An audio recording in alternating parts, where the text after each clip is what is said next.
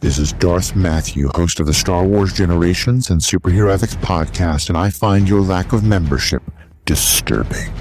You can free yourself from the ads of those rebel scum by going to theethicalpanda.com and clicking join for $5 a month, $55 a year. No more ads, only the episodes, just as the Emperor intended.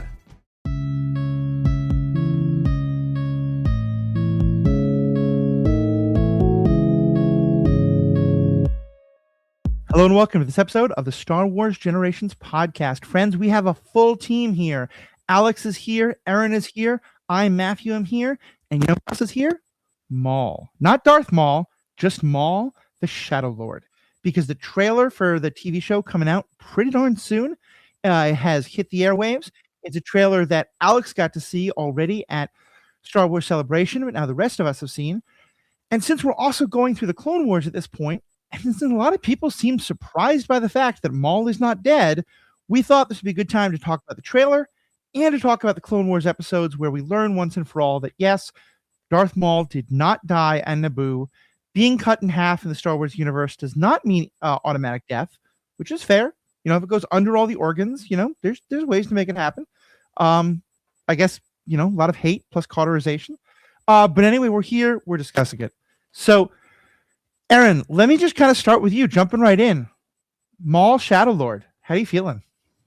I'm so excited. I watched the trailer just a couple minutes ago. I haven't watched it yet. It looks really good. I'm excited about the way they're prefacing it with there being like so much of the downfall of the Republic and the rise of the Empire being important in this story. I'm excited about that. We're to assume that that's Darth Talon, right? Yeah.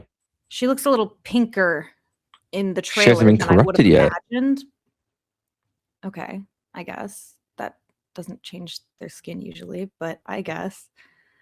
Yeah, so I'm excited to see that. I know we're just gonna get some of the best lightsaber fight scenes to exist because I mean, this is an assumption, but I would guess since Ahsoka and Maul's fight in the 7th season of Clone Wars was motion capture, I would guess they're doing something similar for this show to maintain the integrity of just Maul's terrifying lightsaber abilities. So I'm really excited for that. We already saw a bunch of really cool fight clips in the trailer, so I'm excited. It should be good. And it's taking us into an aspect of Star Wars that, although it's a time period we've talked about a lot and has been covered a lot, it's not aspects that we've covered before. We being Star Wars media consumers. Now, let's just lay some things out so everyone understands. What timeline are we in? You go ahead, Alex. No, you go. I was gonna make a guess, so if you have a better idea. We're in. First, I want to say it's 5 to 10 years post episode 3. I can't remember the exact, but it is early Empire. Yeah. The way it's been described is it is a few years into the Imperial era. So I think it's kind of like at the end of the Bad Batch TV show, but still a good ways before Rebels. We're kind of entering into that period, basically between like the Bad Batch and Solo.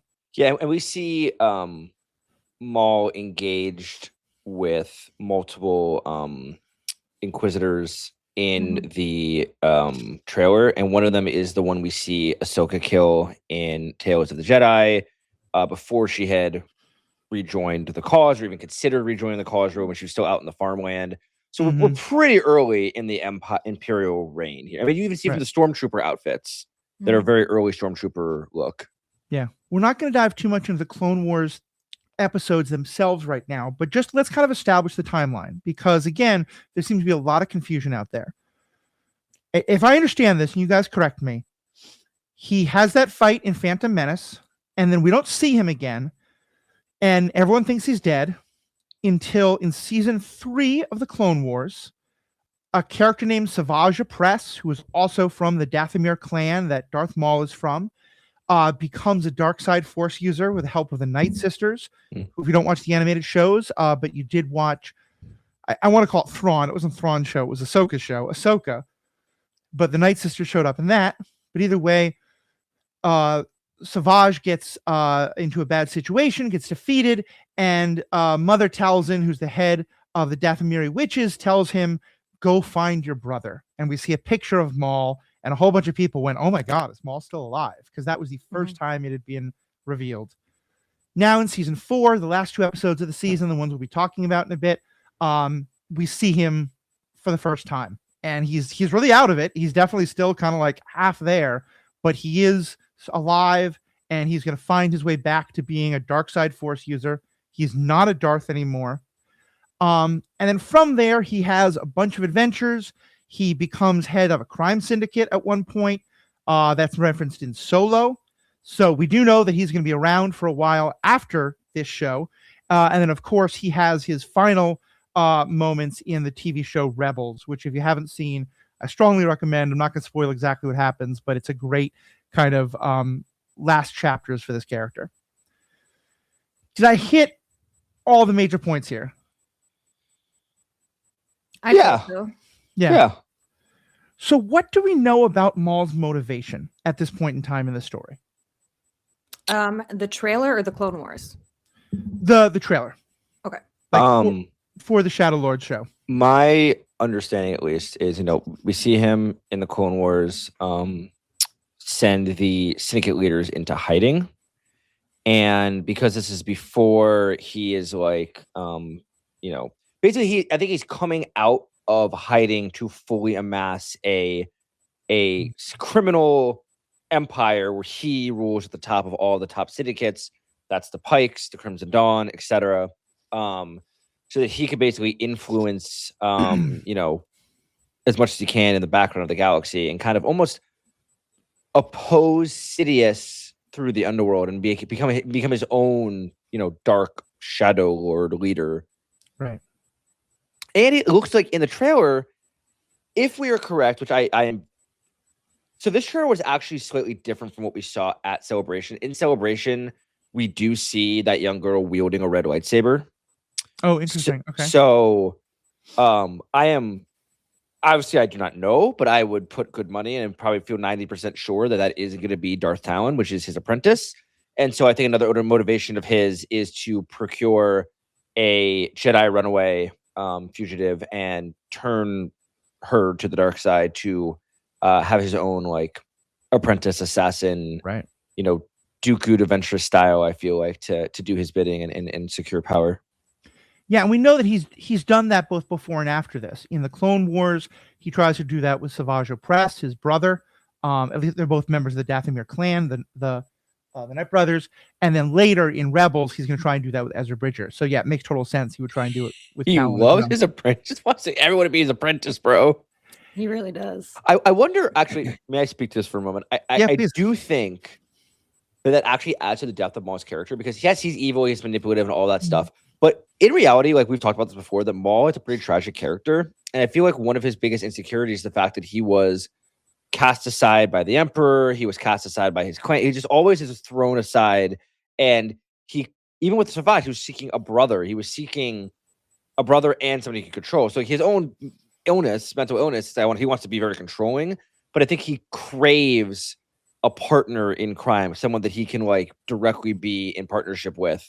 Because we see that consistently as he seeks apprentices constantly throughout all of Star Wars. He never wants to be alone. He always wants someone with him. The last thing I was going to say was maybe it's just him trying to mimic the rule of two that Palpatine always has an apprentice, but I feel like he's just an insecure little baby man-child. Okay, I'm done. I agree to an extent. I see his character somewhat as someone who's been abused and manipulated their whole life. It's like if Anakin were to have been found by Palpatine as a baby, instead of the Jedi finding him in his young age. Yeah. Rip. And it's just someone who has constantly been told what to do, told you're not enough, told you're a monster, all this bullshit. And just, I think he has this, like you said, Alex, there's an insecurity behind it of, well, now I have to be in control because my whole life I've been walked over and I've been used, and now I want to make other people feel like that because that's what I know to be power. Yeah. I think so. And I think, he has always been someone who he wants a connection and he wants a cause. if you go back to the Phantom Menace movie, he talks about, finally we will be avenged upon the Jedi. Finally, we will, all of this. The Jedi have never done anything to him. The Jedi don't know he exists. It's really that Thanos moment of, I don't even know who you are. But because he's a Sith, he's been raised as part of the Sith, and that's his thing now. And now, in the Clone Wars, I think there's this really interesting balance where the two people he hates most are Obi-Wan Kenobi, who he wants revenge against, but who also has this kind of like, I hate you, I hate you, I hate you, let's kiss, but I hate you, I hate you, I hate you, but I want you to be, you are the emotional focus of my life, and I want to be the emotional focus of your life, and I don't care if you love me or hate me, I just want that, like, it's that kind of like, I just want you to feel something about me, because then you're not going to toss me aside. And then at the same time, also, he wants revenge on the Sith. He wants revenge on Darth Sidious, as you said, for tossing him aside. And I think that's one of the things I'm most excited to see really explored is, and we get some of this in the Clone Wars, but I think this is going to be the first time it's really on this big a stage, is the idea that there are multiple different kinds of dark side users out there, and that it's not all the Sith. And I'm actually kind of curious. I know that the character in other settings is Darth Talon, but this is very specifically Maul. It is not Darth Maul, because he has, at other times in the Clone Wars and stuff, talked about how he rejects the Sith entirely. Do you think she's going to become Darth Maul, or is he not going to want her to have that title? Darth Talon, I mean. Darth Talon. Yeah, it's a good question, because we always have known her as Darth Talon. Something I could see going down, Matthew, for her to reach that is perhaps that, like, she's Maul's apprentice, but, like, after a while, seeks greater power, and so seeks to become a Darth and a true Sith. And so I could see, like, we don't see her, obviously, later in the show, and we know that, like, he was eventually, like, left on that Sith temple. So, like, I could see her betraying him, or them getting into a fight, and her being like, I claim the title of Darth, and they like go at it. Because I don't think he would want her to take it either, because I think he sees that as like, if you're a Darth, you are a slave to the Sith mentality, and you're like one of Palpatine's ilk, and he hates Palpatine. Yeah, could be I interesting to see that for sure. I definitely think it would probably come from an estrangement of sorts, instead of him encouraging or being okay with her taking that name. And if I may slightly shift the topic. Yeah, please. I'm kind of curious if Maul has any suspicions about Kenobi being alive at this point. I don't remember Rebels well enough to know if he has a big ol' reaction to meeting Ben. But I think that'll be interesting to see this character that has made Obi-Wan Kenobi the emotional center of his life after his revival. I'd be interested to see what happens when he sees that character being removed. Go ahead, Alex. He suspects that Obi-Wan is alive, but there is a scene after him and Ezra commune with the holocron where he runs out and he goes, "She's alive! She's alive!" And he like runs out, like losing his mind that he's alive. And then he has to bring Ezra back for that second communion to figure out that he is on Tatooine. But I don't believe Maul ever has confirmation. I think the Maul just kind of feels it in the Force that like Obi-Wan's still out there, but he doesn't know that Obi-Wan's still out there. Yeah, and the giddiness you just heard in Alex's voice is very much there. Like, that's an accurate representation, and that's kind of what I talked about, the love-hate. Like, we joke about Kiss. It's not that I think he ever wants that, but he doesn't want him to be gone. It's like, if you think, maybe actually the better analogy is, if you think about The Dark Knight, the second of the Christopher Nolan movies, there's a moment where Joker sort of says to Batman, like, I don't actually really want to know who you are. I don't want to catch you. I'm like the dog chasing the car. I wouldn't know what to do if I caught you. I want to just, focus my life on fighting with you. And I feel like that's kind of Maul with Obi-Wan here. I agree, because for someone who wants revenge on Obi-Wan so fucking bad, he really passes up every chance to kill Obi-Wan in these first few episodes of him being back in the Clone Wars. Yeah. Yeah, he definitely does. Obi-Wan just seems to always draw everyone in, and they become obsessed with him pretty quickly. Maul, Ventress, Grievous, Anakin, they're all just like, Kenobi! And everyone's just like, bro, I'm just living my life out here. It's hard being this fabulous. Well, and in one of the episodes we'll talk about, we get to see Ventress Ventress and Maul literally fighting over Obi-Wan, which is kind of a great thing. And some of the best of the flirtation dynamic between Obi-Wan and Ventress that we'll get into. I just sorry, one last thing on this, then we can move on. I just want to picture what goes through Palpatine's head. That every fucking like dark Sith he's ever had to deal with is obsessed with this random fucking man who he's like Palpatine's like, I have met Obi-Wan Kenobi. He's not that great. And like I remember at the end of Obi-Wan when like Anakin's losing his mind trying to go after him and Palpatine's just looking at him with his mouth wide open, like, bruh, how is everyone obsessed with the same motherfucker? So Obi-Wan just causing problems from the Empire since day one. It makes me so happy that Palpatine probably punches the air when he thinks about Obi-Wan Kenobi. I mean, Obi-Wan's the one who screwed up his plans because he did have big plans for Darth Maul before Obi-Wan chopped him in half. Mm-hmm. One last thing about this, and then we can get into the Clone Wars itself. One thing I'm thinking about in terms of this is that often with some of these newer shows, we often, especially in this post, like once the Empire has begun era, but before the original movies or before even Rebels, we often see not the reaction to Order 66 anymore, but the reaction to, the Emperor's speech, to this is now an empire. I'm curious if we'll get something like that. Particularly, will we see the moment where Maul finds out that Obi-Wan is officially dead? And he doesn't believe it. Yeah. Because I'd be kind of curious. That would be an interesting way to sort of establish that dynamic of like, he's my most hated enemy, and I'll be so pissed off if someone else killed him. It's so funny, bro. It's tragic. It's so tragic. Oh my god. Anything else from the trailer itself before we start diving into his appearance in the Clone Wars, which will have a connection? Yes. I am just obsessed that we are once again getting our Clone Wars style animation back. Sorry to Rebels, but I'm an avid hater of that animation style compared to the Clone Wars. Hater? Yeah. It is inferior to Clone Wars by far. It pissed me off. It's one of the reasons I stopped watching the show when it first came out. Rebels is an incredible show, and the animation style is serviceable. But why are the lightsabers so goddamn skinny? It's like a pencil dick. Serviceable. Because to be fair, can I? When it comes to lightsabers, size doesn't matter. The Rebels animation style is based on Ralph McQuarrie's original concept art for Star Wars. The designs for Chopper and the annoying protocol droid are the original designs for R2-D2 and C-3PO, and the lightsabers were originally designed to be super thin. So the whole premise there was it's supposed to be an homage to the original concept art, and that is why. Well, thank you for sharing that. I can definitely have some more. That sounded super condescending. I'm just emotionally dead inside. I'm tired out. Girl, I feel you. Yeah, I definitely can see that through a new lens now. So thank you for telling me. Aaron and I have seen each other out in those streets. We did have we dead do. inside. I hear that. I just like give him a shoulder tap. I'm like, glad you're safe. Aaron saved my ears at a noise protest, actually. I did. Nice. Yes. Yeah. Nice. Yeah.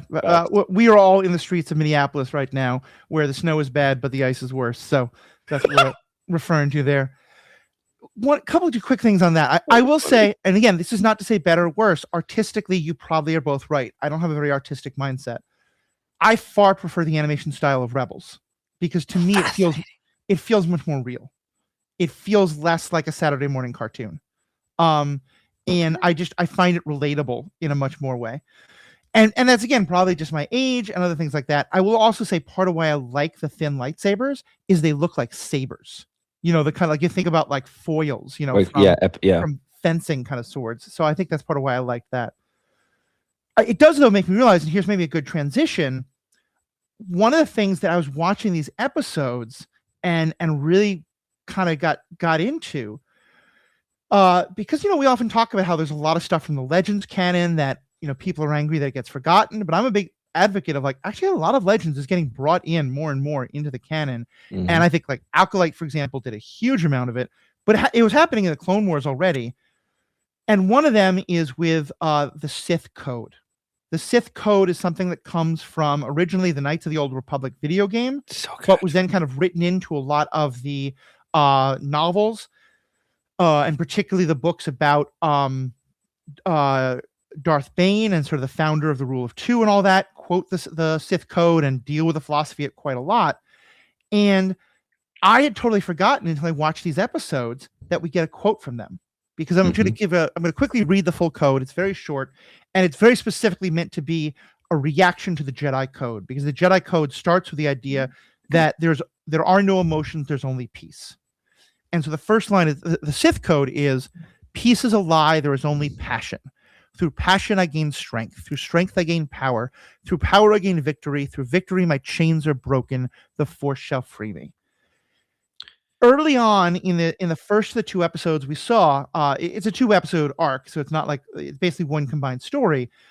When Oppress first finds Maul, and Maul is kind of babbling and kind of half mentally there, one of the first things he says is, and we kind of hear him muttering some other things, but the words that are clearly heard are, passion, my chains are broken. And I got chills at that. I was like, oh, I forgot they quote the Sith Code. Mm-hmm. This is not the first time, because it's actually referenced in the Mordor arc as well, but it is brought up here. And did you catch that as Maul is giving the voiceover in this trailer, and he talks about like all the things that might happen, including Empire's fall at the end, one of the things he says is, chains are broken. Mm-hmm. And so I got chills to that. I was like, okay, so we're tying all this together in a really cool way. Yeah, I've always loved the Sith and the Jedi Code and the Grey Code and all that. And I often notice that they quietly reference it with the whole breaking of the chains thing. I always think immediately back to the Sith Code whenever they do that, because that's like... Right. But Maul especially quotes that often, like wanting to break his chains. Yeah. And to be clear, there's a lot of Sith fanboys out there. That's not, I think it's an awesome like thing to think about in terms of philosophies of evil. I'm not saying it's a good code. It's basically like the most super libertarian thing you've ever heard in your life, where the idea is that the only way I can have freedom is if every single other person in the galaxy is my slave. But I think it's an interesting thing to discuss. Not that I think it's like, yeah, good philosophy of life. All right. So with that, let's start talking about these episodes themselves. Anyone want to give me a quick plot summary? Savage Opress is in search of Maul. He hops on a trash ship. Is that a fair description? And basically, Darth Talon given him this little pennant that glows when he gets closer to Maul, and he keeps getting closer and closer. It's getting brighter, then it just goes out, and he like gets angry, and so he throws the trash man out and puts the ship down, and then he lands, and it's this weird, basically, picture like a planet that the whole entire purpose of the planet is that other planets just dump trash on it. So it's a wasteland, and he's searching, and there's all these weird like trash. What do they call them? Like trash people. I can't remember what they call them. That are lurking around, getting in his way a little bit, but like not a huge issue. Then he comes across this giant slug, which is like, hey buddy, what are you looking for? Like, I can help you out. And basically convinces Savage to follow him, and it's like, I know the guy you're looking for, I can help you, looks like you. And Savage like, it's like, take me there. And the slug leads him into this little hut, and there's nothing in there, and it ends up being a trap. The slug knocks him down. Savage falls into this pit down below to find his brother Maul deranged, crazy, and like had lost his mind. And instead of a lower half of a body, he's attached to like a mechanical spider body, basically. And Maul just keeps screaming like, Jedi, and pretty sure he says Kenobi. And that's all he keeps muttering. And Savage is trying to reason with him. He can't reason with him. And the slug comes back. He's like, did you kill him yet? Can I have what's left over? And he's like, oh, and Savage kills the slug. And basically, he's pretty clearly a snake, by the way. Alex is really good at photography, not so good at the zoology. Snake, slug, but... okay, snake, whatever. And it's snake. It does make more sense. But he basically like is able to after getting a little of a tussle with Maul, he uses this like light device thing to lure Maul, like with the little pennant, to lure Maul back onto the ship to try and get him help. And he ends up bringing him back. I could just combine the 2 episodes. He ends up bringing him back to Dathomir, where Mother Talzin performs a ritual to cleanse his insanity. and also whips up new, still mechanical, but like actually legs for him. Mhm. They still have kind of weird, like General Grievous-esque grippers at the bottom. In this first variation, It's almost and like bird then Talon talons. disappears, and Maul and Savage are kind of left alone. And Maul starts running and it starts telling Savage his plans, and like I've missed so much, blah blah blah. And they decide to at first be partners in crime together. And now I'm blanking where it leaves. I don't want to go into another episode. Where does it leave off? So from there, I'll kind of wrap it up quick. He basically convinces Savage that they need to fight Kenobi. Savage is also in the same way, very much like Maul. He wants to be part of a team. He wants to be a follower. He wants to have a cause. And he says, okay, so what we've got to do is do just an act of horrible savagery. Right. Yeah. And so they basically send a message to Obi-Wan that's a recording of them killing children and doing these horrible things, and saying you have to come, and you have to come alone to this planet to face me, or else I'm just going to make this planet burn. Kenobi goes against the wishes of Mace Windu, but Yoda agrees that he should go alone. But also they're kind of like, yeah, well, maybe he won't be completely alone. We just won't send another Jedi. Obi-Wan goes, oh my God, surprise, it was a trap. He can't defeat Maul and Savage together. He gets knocked out, and great surprise, Ventress comes to rescue him. The four of them have a back and forth fight, during which Obi-Wan has some comments about making fun of Obi-Wan and Ventress are basically doing that bickering that should be what enemies do, but now they're kind of on the same side and they're kind of flirting, but they're bickering. And there's some great stuff about there's one of my favorite lines is Obi-Wan says, okay, we have to get out of this. And Ventress says, really? You're running away? And he says, well, I learned it from you. Because often she runs away from their fights. Mm-hmm. And then she just says, oh, now you're funny. It's just a wonderful set of lines. But they wind up escaping, and we're left with kind of Savage and Maul ready to take on the rest of the galaxy in the next episode, in the next season. Except Maul and Savage don't have a cockpit. Yeah, they escape basically they're on the ship together, and they trap them in the cargo hold, and then Ventress and Obi-Wan launch away and kind of leave them floating. I'm not going to get into it, but basically that they're left kind of floating around and are eventually found by the Mandalorians in a later episode, which is how he gets involved in Death Watch and his story continues. But right. We leave off with him and Savage basically trapped in a cargo hold floating in space. Isn't he found by the pirates first? Was it the pirates first? Maybe you're right, it was the pirates first. I think it was the pirates. They're first. Left to float into an abyss, and nobody knows. It was the pirates first, Mandalorians later. They keep getting fucking lost and found. They're gonna have some adventures. Don't worry. We will talk about all of it or reference it all before we get to the Maul show for sure. Spoilers. It's been out for 10 years. Before. I know. So, what do you think of these episodes? What do you think of this arc? I love it. I think it's fun. It's quite dark, in my opinion. Mm-hmm. I mean, I think it's literally the first episode ends with Maul sending a video of him decapitating just a line of captives, excuse me. And then their limp bodies falling to the ground. Mm-hmm. It's either the end of the first episode or the very start of the second episode. Yeah, it's tough. Yeah. Oh, it's it is also the start of the second. Yeah. The first episode is the first one in Clone Wars where the logo turns red instead of being yellow, and it's a really I remember it making me so scared. Red. Yeah. I saw it and I was like, oh no. And then when it came back in season 7, I was like, oh no. Yeah. This is one of the episodes that is most quoted when people want to be like, this is a kid's show? Really? Yeah, some dark shit in there.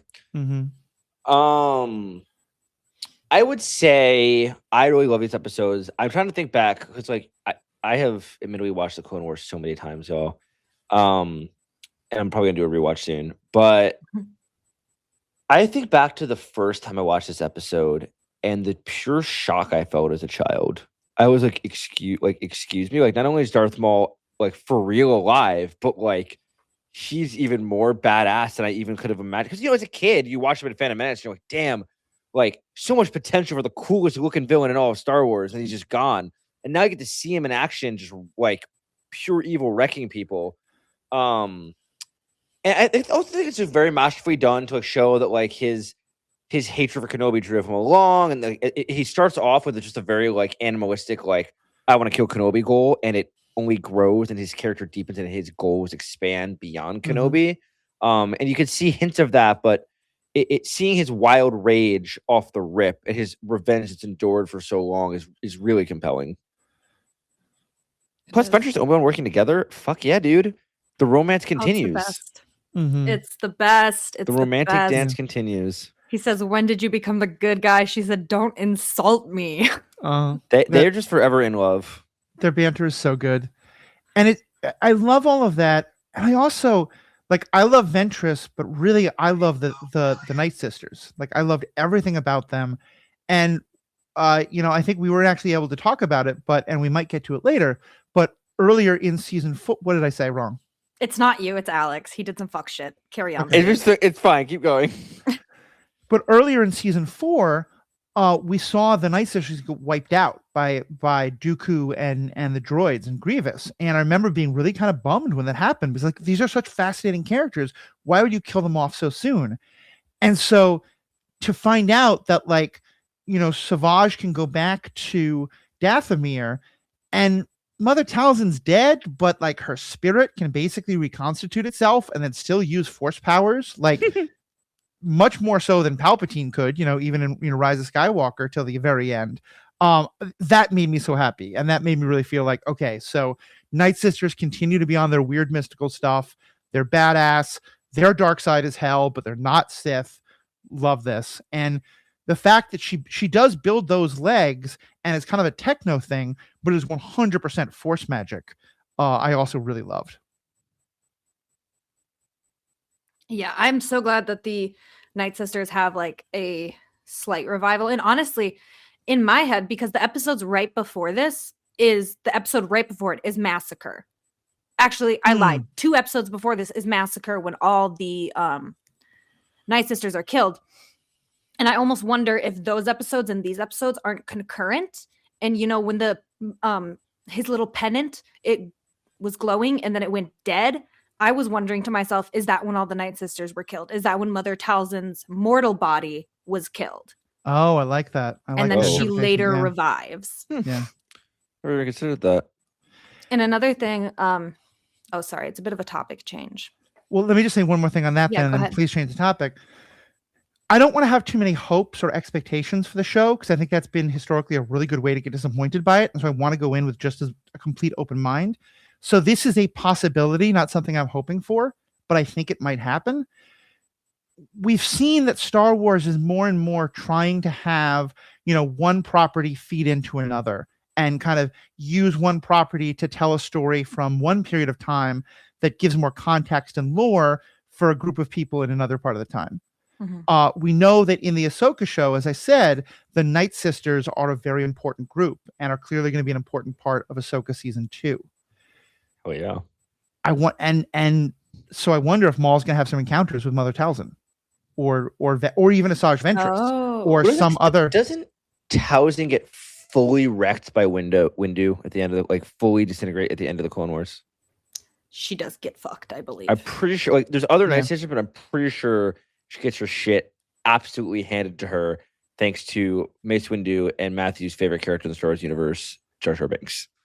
And we all forgot about it due to the trauma of Jar Jar having a sex scene. Yeah, we don't have to. We will talk about that when we get there. Yellow.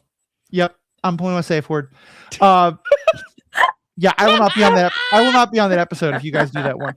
But I think you're right. So it wouldn't be Mother Talzin, but it might be Asajj Ventress. It might be just some other Night Sisters. It might just be talking about the idea of the Night Sisters. Talon might have been connected with them. So, but also Ventress came back to life, so maybe Talzin did. Who fucking knows? No one's ever actually dead in Star Wars, except for Qui-Gon Jinn. Yes. Except for Qui-Gon motherfucking Jinn. That man got done so dirty. Look, you can get literally chopped in half. You can get shot. You can get totally force destroyed. You can get stabbed through the chest in the same way. In the same exact way. But if you're Liam Neeson on Naboo, you are just fuck, brother. You know. Maul I does mean- have really good aim. They So probably couldn't afford him for more than one movie. the midichlorians know what the contract will allow, and so his midichlorian gave up the ghost. All right, but Aaron, the ghost. Aaron, you wanted to change our topic. Okay. Yay. I just kind of had a thought as we've been talking over the last 30 minutes about how this is the first time when Maul comes back and Savage gives him a lightsaber. Savage is using the double-bladed lightsaber, which Maul used to use. Mm-hmm. But Maul just has a singular red blade. And we don't see him with the double saber again, I think, until he confronts Ahsoka. And so I thought that was very interesting that he like switches his weapon choice. But also I was thinking to myself, like, well, in his experience, the apprentice has the double bladed and the single saber belongs to the master. Yeah. So I wondered, like, if that's not. It just made me think about it. I was like, that's interesting. That could be him, like, even further trying to play into the rule of two or just the master apprentice relationships that he's seen and how to emulate them. There's so much that these shows do about lightsabers and who holds what lightsaber and the positions they use. This is also, I think, the only time that we see a Jedi who is still a Jedi using a red lightsaber. Because Obi-Wan doesn't have his lightsaber, so Asajj Ventress, who has two normally, she fights kind of sometimes similarly to Ahsoka. She gives one of her lightsabers to Obi-Wan, and so him fighting with a red lightsaber is such a weird sight. Also, in one of the most like pivotal duel scenes from Star Wars Rebels, Obi-Wan goes through a number of different stances. And one of the kind of middle stance that he goes through before going into his final stance. And if you don't know what I'm talking about, check out our episode from the past about this episode of Rebels or any of the 8 million pieces of YouTube media out there that break this down, including some by Sam Witmer, the voice of Maul. He goes through like 3 different stages, and the middle one is the one he goes through when he's about to fight Maul in this one. So I just really like, I got a little chill seeing that stage of it. Yeah, it's cool knowing what's to come, what we have yet to learn, what we can speculate on. Mm-hmm. Obi-Wan's the GOAT. Yep, he really is. I love how I actually think it's very fitting that in a podcast episode about Darth Maul, we are discussing so much about Obi-Wan Kenobi. Maul would be so upset if he could hear this podcast. Yeah, I mean, Kenobi is vitally important to Maul, unfortunately. Also, is this the first show that will be released under when does Dave Filoni officially take over for Kathleen Kennedy? I don't know, but I know that it was mostly created while Kennedy was still in Right. charge. But I'm just curious, like, yeah, I don't know. Yeah. I'll figure it out. All right. Well, this has been a good discussion. Any other last comments people want to make about these episodes, about the trailer, about anything like that? Yes. Aaron has much to say. Aaron, I hit have us a with your few list. things. So one thing that I love, I mean, Savage Opress is one of my favorite characters in Star Wars. I'll be completely honest. I think he has such a tragic story. Savage, yeah. I mean, Maul is also a great character, but just I got to know Savage in a more personal way, being that I watched the Clone Wars more often than I did the actual movies growing up. Yeah. And I wasn't allowed to see Revenge of the Sith. So I was kind of like, well, why would I keep rewatching these first 2 movies if I can't watch the last one? I guess I'll just watch the Clone Wars. Because Revenge of the Sith is too dark, but these episodes, they're fine. Exactly. My parents clearly didn't watch this show with me. Yeah. But yeah, I've always That's why loved Aaron's the way Savage she is. as a character. God damn! I just caught a crazy stray. Anyways. Children, don't make me turn this podcast around. Oh, you like it. Admit it. Yeah. Fuck, I'm dead. Alex. I'm dead. I am dead. Right. No. Savage very much is a tragic character, and he very much, he is the younger brother, and he's the brother that wants to be brothers. He says in these episodes, like, we are brothers. There's no need for dominance between us. And Maul is like, yes, but I'm the master and you're the apprentice. And Savage is like, God fucking damn it, again? Like, this poor guy just can't catch a break. Like, he's been... I feel so much for Savage because when he first was turned from his original, form to this hulking Savage Opress, he was almost completely under mind control. Yeah. Like he was not his own person. When he was forced to, among other things, kill his brother. Like quite literally. Yeah, his actual blood brother. That shit's tough. And I love how they just keep his like brute force. Like one thing I've noticed is that Savage, he has very strong force powers. He uses them all the time, but he never force chokes people. He picks them up with the force, brings them to his hand, and then wraps his massive hand around the entirety of their neck and squeezes. Yeah. And I loved that. It's like, it's brutal, it's gruesome, it's different from a typical Sith Lord that tend to be almost a little more hands off. He's just so gritty with it, which I think is so gritty. If you know D&D, this man is making strength rolls and no dex rolls. Like Facts. only strength attacks. Facts. Yeah, that is true. That is true. So yeah, I love those little tiny things that show us the differences between them two, because Maul is so, once he gets his mind back, he's so poised, and Savage is still just so brutal and uncontrolled. Animalistic for real. Animalistic for real. So yeah, I think he's a very interesting character. I really like his character design. It was really cool seeing him turn in to what he became from his original Night Brother status. So yeah, I love Savage. I love his brutality in this. And the differences in their brutality. Like Savage is going to do it with his fists and Maul is going to do it with the Force or with his lightsaber. Yeah.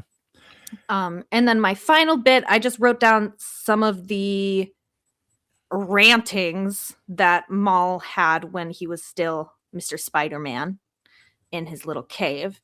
And one kind of, I don't know, poem almost that he says, because his brother says like, oh, what happened to you? And he's like, Jedi. And Savage is like, you don't remember who you are. And Maul says, always remember I am fear. Always remember that I am hunter. Always remember that I am filth. Always remember that I am nothing. That's from Palpatine right there. Yeah. And it's so beautiful because, and this ties into what you were saying before about Savage. He is someone who is, actually, this is kind of a cool connection. I never really thought about this. Think about the two things he's obsessed with. He is obsessed with killing Kenobi, but he's also obsessed with, he wants to have this emotional bond with Kenobi.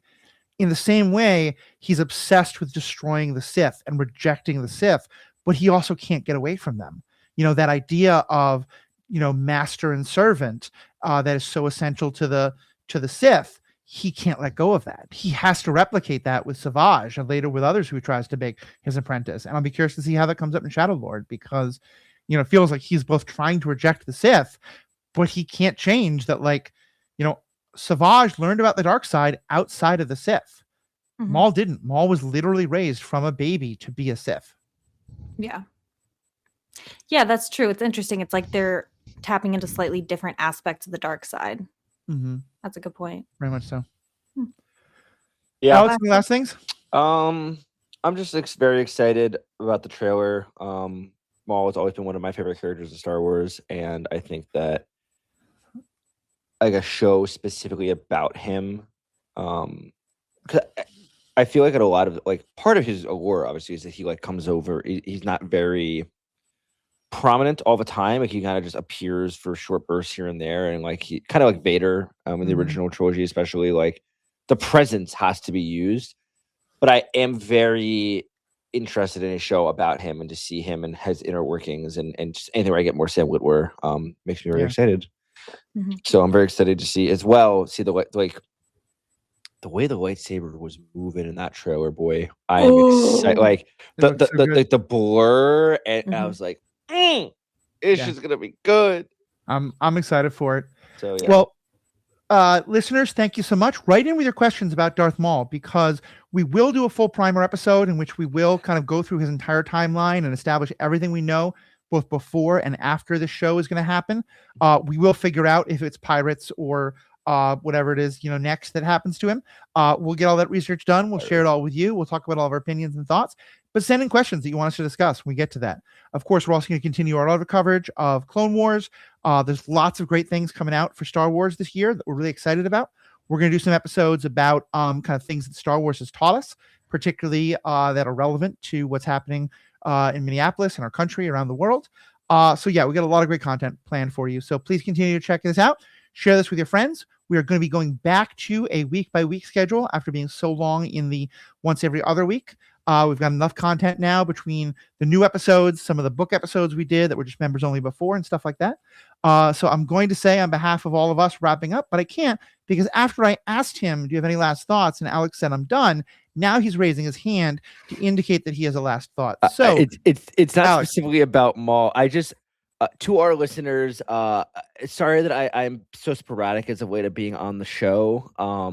Matthew and Aaron have been very patient with me. As a journalist right now in Minnesota, it's very hard. I spend hours and hours on end chasing ice around, trying to photograph their actions in our city. And it's very mentally and physically draining. And so they were kind enough to like record a different day today for me. But if you see me kind of just haphazard for the next, few weeks, that is why. My love of Star Wars has not diminished. I am just pressed into the service of documenting the things that ICE have been doing in our city. And if you want to follow along with that, you can check out my Instagram and see all the crazy shit I see every day. Yeah. And, both me and Aaron are kind of doing our best as volunteers to get involved with what's happening. Alex is a professional journalist. He works for the Minnesota State Tribune. Star Tribune. Thank you.